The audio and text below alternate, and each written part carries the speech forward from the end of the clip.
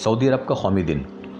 پاکستان میں سعودی سفیر نواف بن سعید المالکی نے کہا ہے کہ پاکستان اور سعودی عرب کے درمیان تعلقات مخلصانہ اسلامی بھائی چارے اور ایک دوسرے کے ساتھ سچی محبت پر مبنی ہیں۔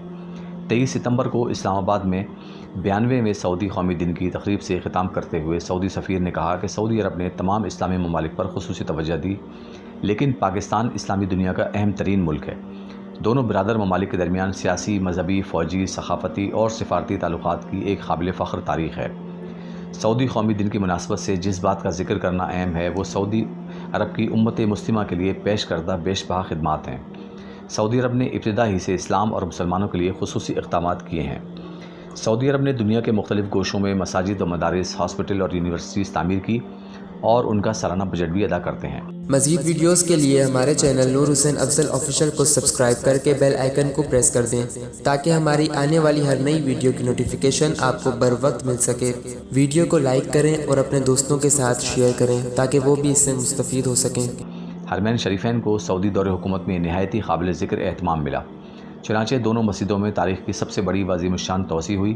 حج بیت اللہ، جو کہ صرف چند سال قبل نہایتی مشقت کا سفر مانا جاتا تھا، اب اس میں کافی آسانیاں پیدا ہو گئی ہیں۔ حجاج بیت اللہ اور زائرین مسجد نبوی کی راحت و آرام کے لیے تمام ممکنہ کوششیں کی گئیں۔ حجاج کرام، جو کہ ضیوف الرحمان بھی ہوتے ہیں، ان کی مہمان نوازی اور خدمت ہمارے لیے باعث سعادت اور آپ کی راحت ہمارا عملی مقصد، حجاج اور زائر کی خدمت ہمارے لیے فخری تمغہ ہے، کو اپنا شعار بنا لیا۔ نیز اسی طرح قرآن مجید کی نشر و اشاعت، پرنٹنگ و طباعت کے لیے عالمی معیار کا مجمع الملک فہد پرنٹنگ کمپلیکس کے نام سے طباعتی مرکز بھی قائم کیا گیا، جہاں سے دنیا کے مختلف زبانوں پر مشتمل لاکھوں قرآن کریم کے نسخے حجاج و معتمرین میں مفت تقسیم کیے جاتے ہیں اور پوری دنیا کی مساجد و مدارس و حلقات تحفیظ میں مفت ارسال کیے جاتے ہیں۔ کنگ سلمان حدیث کمپلیکس کی داغ بیل بھی اسی سلسلے کی ایک کڑی ہے، تاکہ پوری دنیا تک پیارے حبیب صلی اللہ علیہ وآلہ وسلم کے ارشادات و فرمودات بلا کسی کمی و زیادتی محقق و مستند انداز میں پہنچائی جا سکیں۔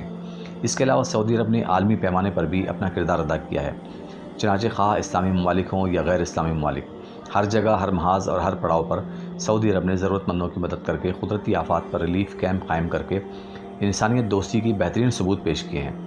اس کی تازہ ترین مثال پاکستان میں سیلاب زدگان کی بہت بڑے پیمانے پر مدد ہے، اور سعودی سفیر نواف بن سعید المالکی نے خود کشتیوں کے ذریعے ضرورت مندوں میں امدادی سامان تقسیم کر کے مثال قائم کی۔ نیز خادم حرمین شریفین شاہ سلمان بن عبدالعزیز آل سعود نے امت مسلمہ کے لیے جو خدمات سر انجام دی ہیں وہ بھی تاریخ کا سنہرا باب ہے۔ اسلام اور رابطہ عالم اسلامی کا قیام، 40 اسلامی ممالک کا فوجی اتحاد اور اسلام کی نشر و اشاعت کے لیے بیرون ممالک دعوتی وفود و سرگرمیاں خاص طور پر قابل ذکر ہیں۔ دلی دعا ہے کہ اللہ تعالیٰ خادم حرمین شریفین شاہ سلمان بن عبدالعزیز آل سعود اور ولی عہد محمد بن سلمان سے دین کا وہ کام لیں جو مسلمانوں اور امت مسلمہ کے حق میں بہتر ہو، اور اللہ تعالیٰ ان کے ہاتھ وہاں روک دے جو کام مسلمانوں کے حق میں بہتر نہ ہو۔ سعودی عرب، مکہ المکرمہ اور مدینہ منورہ جتنا محفوظ ہوں گے اتنا ہی مسلمان اپنے آپ کو دنیا بھر میں محفوظ سمجھیں گے۔ اللہ تعالیٰ سے دلی دعا ہے کہ وہ تمام اسلامی ممالک کی مدد و نصرت فرمائے، آمین یا رب العالمین۔ یہ کالم اسلامک اسکالر نور حسین افضل صاحب کی کتاب قلم کی قسم سے ماخوذ ہے۔